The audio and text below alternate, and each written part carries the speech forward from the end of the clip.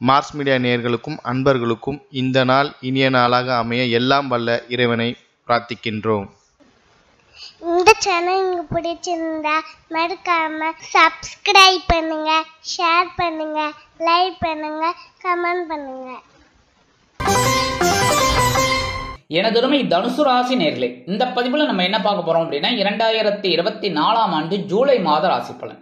இந்த ஜூலை மாசத்துல உங்களுக்கு எந்தெந்த கிரகங்கள் அற்புதமா வேலை செய்ய போறது, எந்தெந்த கிரகங்கள் மூலமா நீங்க கவனமா இருக்கணும், பரிகாரமா என்ன பண்ணினா ரொம்ப விசேஷம் அப்படிங்கறத பத்தில நம்ம இப்ப தெளிவா அப்படியே பிச்சு பிச்சு பிச்சு பிச்சு ஆராய்ச்சி பண்ண போறோம். சரியா? உங்களோட ராசிநாதனும் சுகாதிபதியுமான குரு பகவான் 6ஆம் இடமாகிய பகைருண ரோகஸ்தானத்துல உட்கார்ந்துட்டு இருக்கார்.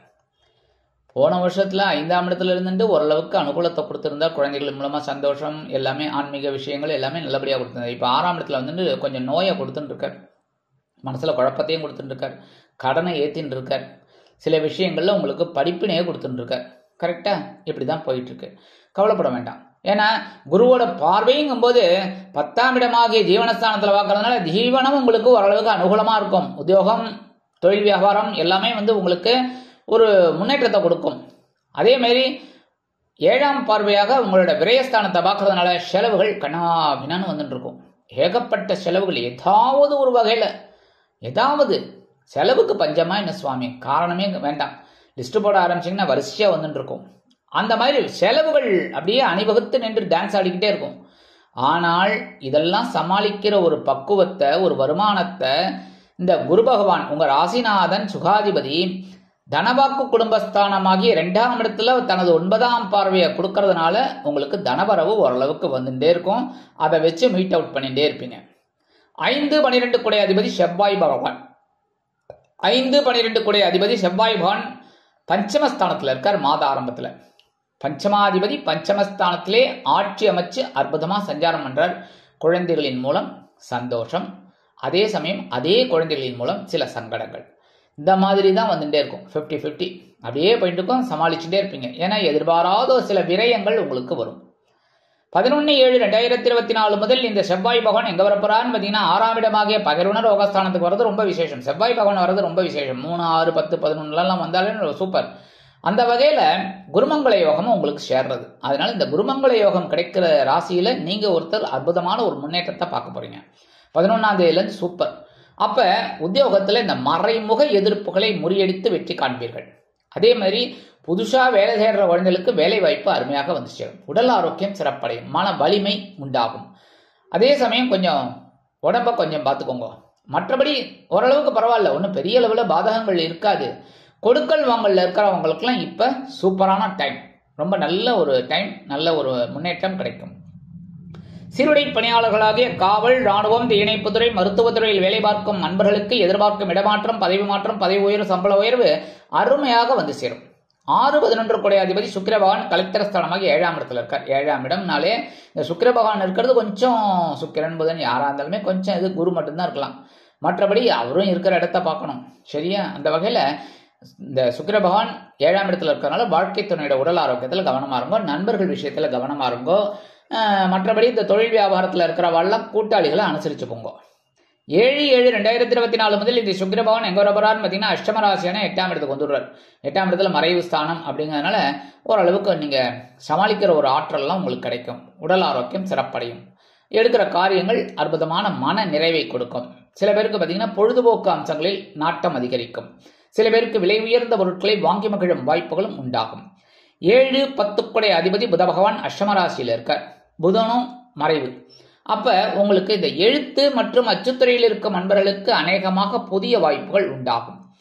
அடுத்தபடியா இந்த 17/7/2024 இருந்து உங்களுக்கு புத ஆதித்ய யோகம் வர்றதுனால கல்வி பயிலும் மாணவ மாணவிகளுக்கு கல்வியில் அற்புதமான ஒரு முன்னேற்றம் உண்டாகும்.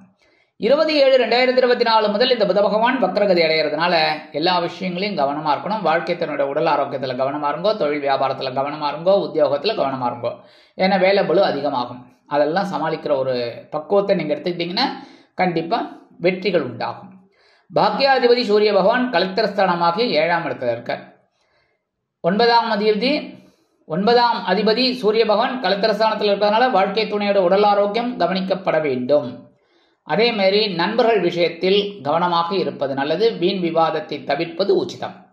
எடுக்கிற காரியங்கள் இப்போ ஓரளவுக்கு அனுகூலம், அப்படியாலும் கொஞ்சம் பரபரப்பா இருக்கக்கூடிய ஒரு சூழல், சில நேரங்கள்ல சில கஷ்டங்கள் இந்த மாதிரிலாம் வரத்துக்கு வாய்ப்புகள் இருக்குங்கிறதுனால எடுக்கிற காரியங்கள்ல சிரத்தையா இருந்தா ரொம்ப நல்லது. 17/7/2024 முதல் இந்த சூரிய பகவான் அஷ்டமராசியான 8ஆம் இடத்துக்கு வந்துடுறார். தட்சிணாயனம் ஆரம்பிச்சுடுறது. தந்தையாரோட உடல் ஆரோக்கியத்தில் கவனமா இருக்கணும். ஏன்னா 9ஆம் இடத்து அதிபதி சூரிய பகவான்ங்கிறதுனால தந்தையாரோட உடல் ஆரோக்கியத்தில் கவனமா இருக்கணும். அவருக்கு ஏதாவது மருத்துவ செலவுகள் இருந்ததுன்னா அதெல்லாம் கரெக்டாக எடுத்துக்கிறது நல்லது. மற்றபடி தந்தை வழி உறவினர்களின் மூலம் சில குழப்பங்கள், மனக்கிலேசங்கள் வந்து மறையும். உடல் ஆரோக்கியத்திலும் கொஞ்சம் கவனமா இருக்கணும். எடுக்கிற காரியங்கள்ல ரொம்ப கவனமா இருக்கணும். சரியா? 2, 3 குடை அதிபதி சனீஸ்வர பகவான் சகாயஸ்தானமாகிய 3ஆம் இடத்துல வக்ரகதியில இருக்கார். சகாய அதிபதி, தனவாக்கு குடும்பஸ்தானாதிபதி வக்ரகதியில 3ஆம் இடத்துல இருக்கிறதுனால தைரியம் கொஞ்சம் குறையலாம். மனசுல இருக்கிற தைரியம் கொஞ்சம் குறையலாம். ஆனா இந்த நேரத்துல என்ன பண்ணணும் அப்படின்னா, முயற்சிகளை தளர விடாதீர்கள். முயற்சிகளை மேற்கொள்ளுங்கள். கண்டிப்பாக நன்மைகள் உண்டாகும். வருமானம் வந்து சேரும். அதே மாதிரி எடுக்கிற காரியங்களும் ஓரளவுக்கு உங்களுக்கு அனுகூலமா இருக்கும். கவலைப்பட வேண்டாம். ஆனா இந்த சாயா கிரகமான ராகு பகவான் சுகஸ்தானமாகி 4ஆம் இடத்துல இருக்கிறனால உடல்ல ஆரோக்கியத்தை அப்படி இப்படிதான் பண்ணிட்டு இருக்காரு. கரெக்டா? ஏதோ ஒரு வியாதி இருக்கிற மாதிரி ஒரு ஃபீலிங்கை கொண்டு வந்து தரார். என்ன, லேசா கேஸ் ட்ரபிளா இருக்கும். உடனே ஐயோ இது ஹார்ட் அட்டாக்கா இருக்குமோ அப்படிங்கிற மாதிரி என்ன வைக்கும். ஏன்னா இந்த ராகு பகவான் பிரம்மாண்டமா எல்லாத்தையுமே பிரம்மாண்டமா கொடுக்கும். அப்படின்னு அப்ப உங்களுக்கு ஒண்ணுமே இருக்காது போயிட்டு. ஆனா அதுக்கு அந்த செலவு, இந்த செலவு, அந்த பிளட் டெஸ்ட் எடுங்கோ, இந்த ஈகோ டெஸ்ட் எடுங்கோ, அது இது இந்த மாதிரிலாம் பண்ணிட்டு கடைசியில் பார்த்தா டாக்டர் வந்து ஒன்றுமே இல்லை, கேஸ் ட்ரபிள், இந்தாங்க ஜெலிசல் போட்டுக்கோங்க. ஆக இந்த உடல் ஆரோக்கியத்தில் கொஞ்சம் கவனமாக இருந்தால் போதும். மற்றபடி வெளியூர் அல்லது வெளிநாட்டு பயணங்களின் மூலம் கவனம் அவசியம். ஆனால் இந்த உத்தியோகத்துக்கு போகிறா பாருங்க, அதாவது புதுசாக வேலைக்கு வெளிநாடு போய் படிக்கணும், இல்லை உத்தியோகம் பார்க்கணும் அப்படின்னு நினைக்கிறவாளுக்கெல்லாம் இது ஓரளவுக்கு உங்களுக்கு அனுகூலமாக இருக்கும். எடுக்கிற காரியங்கள் அனுகூலமாக இருக்கும். ஏன்னா இந்த டிரான்ஸ்ஃபர் இதெல்லாம் கிடைக்கும். இந்த இடத்தை விட்டு இடம் மாற்றம் உங்களுக்கு அமையும். மற்றபடி எல்லா விஷயத்திலையும் ஓரளவுக்கு அனுகூலம். அப்படின்னாலும் உற்றார் உறவினர்கள் விஷயத்தில் கொஞ்சம் கவனமாக இருக்கணும். உடல் ஆரோக்கியத்தில் மெயினாக கவனமாக இருக்கிறது நல்லது. மற்றொரு சாயா கிரகமான கேது பகவான் எங்க இருக்காருன்னு பார்த்தீங்கன்னா ஜீவனஸ்தானமாகிய 10ஆம் இடத்துல இருக்கார். ஓரளவுக்கு பரவாயில்ல. ஏன்னா உத்தியோகத்தில் இப்படித்தான் இருக்கணும், இப்படி இருந்தால் உங்களுக்கு ஒரு முன்னேற்றம்னு உங்களுக்கு ஒரு பாடம் கிடைக்கும், படிப்பினை கிடைக்கும். அப்போ அதை அப்படியே நீங்கள் கொண்டு வருவீங்க. அதன் மூலமாக உத்தியோகத்தில் ஒரு முன்னேற்றம் உங்களுக்கு கிடைக்கும். அந்த பதவி உயர்வு, சம்பள உயர்வு அதெல்லாம் ஆட்டோமேட்டிக்காக கிடைக்கும். அதே மாதிரி தொழில் வியாபாரத்தில் இருக்கிறவாலும் ஒரு கூட்டாளிகள் எல்லாம் கூப்பிட்டு ஒரு மீட்டிங் போட்டு இப்படி பண்ணினா நல்லாயிருக்கும், அப்படி பண்ணினா நல்லாயிருக்கும் அப்படின்னு ஒரு ஸ்கெட்ச் போட்டு நீங்கள் மீட்டிங் போடுவீங்க. அதுவே பெரிய பாக்கியத்தை கொண்டு வந்து கொடுக்கும். உங்களுக்கு ஜீவனம் நல்லபடியாக அமையும். மற்றபடி ஆன்மீக விஷயங்களில் நீங்கள் நாட்டம் கொண்டீர்கள் அப்படின்னாலே இது வெற்றிகள் கண்டிப்பாக கிடைக்கும். அடுத்தபடியாக பரிகாரமாக என்ன பண்ணினா ரொம்ப விசேஷம் அப்படின்னா சூரிய வழிபாடு கண்டிப்பாக பண்ணணும். புரியுதா? ஏன்னா இந்த சூரிய பகவான் 7ஆம் இடமாகிய களத்திர ஸ்தானத்தில் இருக்கார். 17ஆம் தேதியிலிருந்து அஷ்டம ராசிக்கு வராரு. அதனாலே கொஞ்சம் பிரச்சனைகள் இந்த மாதம் முழுவதும் இருக்கலாம். அப்படிங்கிறதுனால சூரிய வழிபாடு பண்ண உடல் ஆரோக்கியம் சிறப்படையும். நீங்கள் எடுக்கிற காரியங்கள் அற்புதமாக நிறைவேறும். உங்களால் முடிஞ்ச ஆதித்ய சொல்லுங்க. சொல்ல தெரியல அப்படின்னா கவலைப்பட வேண்டாம். நீங்கள் இந்த இதை போட்டு விடுங்க. யூடியூப்பில் நிறைய ஆதித்ய ஹிருதம் இருக்கும். உட்காந்து எதையாவது ஒன்று போட்டு கேட்டுக்கோங்க. மற்றபடி நவ கிரகங்களில் உள்ள சனீஸ்வர பகவானை சனிக்கிழமைகளிலும் குரு பகவானை வியாழக்கிழமைகளிலும் தொழுது வாருங்கள். அதாவது சனிக்கிழமை சனீஸ்வர பகவானுக்கு எல் தீபம் போடுங்க, குரு பகவானுக்கு வியாழக்கிழமை நெய் தீபம் போடுங்க. கண்டிப்பாக ஒரு சக்ஸஸ்ஃபுல்லான ஒரு மாதமாக இருக்கும். மற்றபடி நான் ஏற்கனவே சொல்கிற மாதிரி புற்றுக்கோயில் போயிட்டு வர்றது ரொம்ப விசேஷம். கண்டிப்பாக நான் சொல்லுவேன். ஏன்னா நீங்களாம் நல்லா இருக்கணும். அதுக்காகத்தான் உங்களோட கஷ்டங்கள் சிரமங்கள் குறையணும். அதுக்காகத்தான். ஏன்னா முழுவதுமாக எப்போவுமே மறையாது. ஏன்னா இந்த கர்மாவை நம்ம அனுபவிக்கிறதுக்கு தான் இந்த பூலோகத்துக்கு வந்திருக்கோம். அப்படி இருக்கும்போது எல்லாருமே சந்தோஷமான ஒரு வாழ்க்கையை அனுபவிக்கணும் அப்படின்னா அதுக்கும் கர்மா அவசியம். அதேமாரி கஷ்டப்படுறவா கஷ்டப்பட்டுட்டே இருக்க மாட்டேன். அந்த கஷ்டத்தை கொஞ்சம் அப்படி மாற்றிக்கணும் அப்படின்னா இந்த மாதிரி சின்ன சின்ன பரிகாரங்களை கரெக்டாக செய்யணும். அப்போ இந்த புற்றுக்கோயில் போயிட்டு வாங்கோ. செவ்வாய்க்கிழமை, வெள்ளிக்கிழமை, ஞாயிற்றுக்கிழமை 3 நாள் போங்கோ. முடியாத பட்சத்தில் ஒரு நாள் கண்டிப்பாக போயிட்டு வாங்கோ. எது நீங்கள் என்ன வேணாலும் டிசைட் பண்ணிக்கோங்க. செவ்வாய்க்கிழமை போனாலும் சரி, வெள்ளிக்கிழமை போனாலும் சரி, ஞாயிற்றுக்கிழமை போனாலும் சரி. இந்த 3 நாளில் ஒரு நாள் கண்டிப்பாக போயிட்டு அம்பாள் தரிசனம், நாக வழிபாடு இதெல்லாம் பண்ணிட்டு வாங்கோ. அற்புதமான ஒரு பலன் உங்களுக்கு கிடைக்கும். அற்புதமான பலன்கள் உங்களுக்கு கண்டிப்பாக கிடைக்கும்.